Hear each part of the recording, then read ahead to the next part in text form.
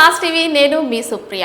Health ఈ కాలంలో ప్రతి ఒక్కరూ ప్రిఫరెన్స్ ఇచ్చే విషయం ఏంటంటే హెల్త్, డైట్, బరువు తగ్గాలి. ఈ విషయాలు ఖచ్చితంగా పాటిస్తూ ఉంటారు. కానీ ఇప్పుడు అందరూ బిజీ లైఫ్ స్టైల్లో ఉంటున్నారు.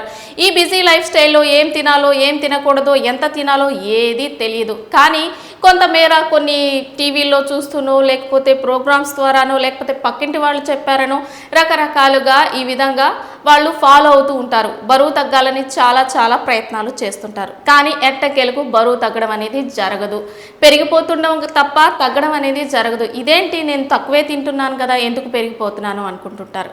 దీనికి కూడా కారణాలు ఉన్నాయి. బరువు తగ్గడం అనేది చాలా ఈజీ అని కొందరు అంటుంటారు, చాలా కష్టం అని కొందరు అంటూ ఉంటారు.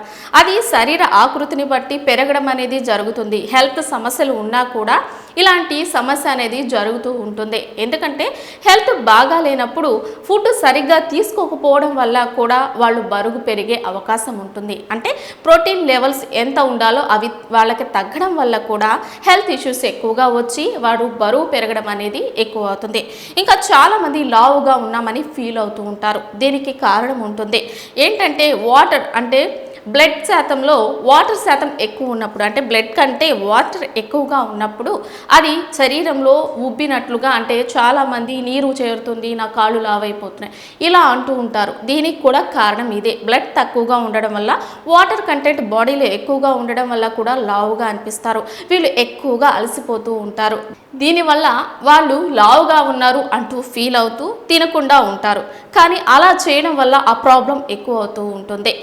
అలా కాకుండా తగిన పాలల్లో ప్రోటీన్స్, హైడ్రేట్స్ వంటి ఆహార పదార్థాలు దొరికే వాటిని తినడం వల్ల ఈ సమస్య నుంచి పక్కకు తప్పుకోవచ్చు. ఏ విధంగా అంటే ఎక్కువగా మార్నింగ్ టైం మనము ఏది తినాలో తెలియక కన్ఫ్యూజ్ అవుతూ ఉంటాము. దోశలు, ఇడ్లీ, రకరకాల లైఫ్ స్టైల్లో ఎవరికి తగ్గట్టు వాళ్ళు తింటూ ఉంటారు. కానీ తినే దానిలో మితంగా తినాలి. ఏది తింటే ఎక్కువ క్యాలరీస్ వస్తాయి, ఎక్కువ క్యాలరీస్ బర్న్ అవుతాయి, ఇలాంటివి మనం పాటించాలి. మనం మార్నింగ్ టైంలో ఏదైనా ఫుడ్ తిన్న తర్వాత గ్రీన్ టీ లాంటివి తీసుకోవడం వల్ల క్యాలరీస్ బర్న్ అవుతాయి. కానీ తిన్న వెంటనే కాదండి, అరగంట తర్వాత ఇలా తీసుకున్నట్లయితే గ్రీన్ టీ వల్ల చాలా ఫలితాలు ఉంటాయి. అలా కాకుండా ఎర్లీ మార్నింగ్ ఖాళీ కడుపుతో తీసుకోకూడదు. ఎందుకంటే మన శరీరంలో ఆల్రెడీ యాసిడ్ ఫామ్ అయి ఉంటుంది.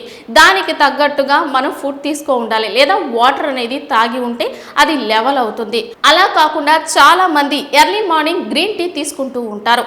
అలా తీసుకోవడం వల్ల దీని అసిడిటీ దానికి ఈక్వల్ అయిపోయి ఎండు ఎక్కువైపోయి యాసిడ్ ఫామ్ అయి గ్యాస్ ప్రాబ్లమ్స్ వస్తూ ఉంటాయి, మంట రేగుతూ ఉంటుంది, కడుపు మంట అని చాలా మంది బాధపడుతూ ఉంటారు. ఇక ఏది తిన్నా కూడా అదే ఫీలింగ్లో ఉంటారు. కాబట్టి తిండి తిన్న అరగంట తర్వాత గ్రీన్ టీ తీసుకోవడం చాలా మంచిది. అలాగే ప్రోటీన్స్ ఉండే ఫుడ్, అంటే చాలా మంది నానబెట్టిన విత్తనాలను తింటూ ఉంటారు.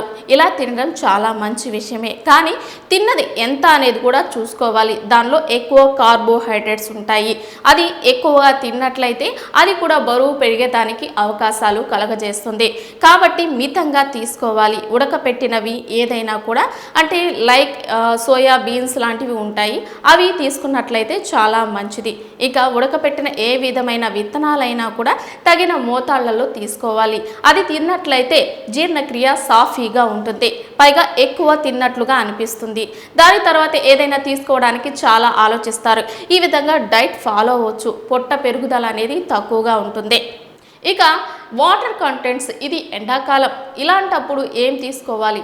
ఇలాంటప్పుడు మనం ఎక్కువగా వాటర్ కంటెంట్ పదార్థాలను తీసుకోవాలి. లైక్ పుచ్చకాయ లాంటివి, కర్బూజా, ఇవి చాలా వరకు మనకు అందుబాటులో ఉంటాయి. ఇవి సీజనల్ ఫ్రూట్స్ కాబట్టి ఈ సీజన్లో మనకి ఇవి చాలా బాగా దొరుకుతాయి. కాబట్టి ఇవి ఎక్కువగా తీసుకోవడం వల్ల కడుపు నిండిన ఫీలింగ్ వస్తుంది. మనం రైస్ని తక్కువగా తీసుకుంటాం.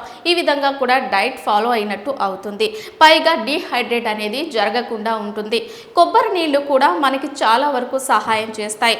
చర్మాన్ని నిగనిగలాడేటట్లుగా కొబ్బరి నీళ్లు చేస్తాయి. సహజంగానే మనకి మంచి కంటెంట్స్ దీంట్లో ఉంటాయి, ప్రోటీన్స్ కూడా ఉంటాయి. కాబట్టి కొబ్బరి నీళ్ళు అనేది ఈ ఎండాకాలంలో తీసుకోవడం చాలా మంచిది. ఇలా ఈ విధమైన జాగ్రత్తలు తీసుకుంటూ ఈ ఎండాకాలంలోనూ ఏ కాలంలోనైనా తగిన మోతాళ్లలో శరీరానికి తగిన ప్రోటీన్స్, కార్బోహైడ్రేట్స్ని అందించినట్లయితే ఏ విధమైన సమస్యలు అనేవి ఉండవు. పైగా వీటిని నిపుణుల సహాయంతో మనం తీసుకున్నట్లయితే ఇక ఏ సైడ్ ఎఫెక్ట్స్ కూడా ఉండవు. దయచేసి ప్రతి ఒక్కరు ఇటువంటివి పాటిస్తూ హ్యాపీగా హెల్తీగా ఉండండి.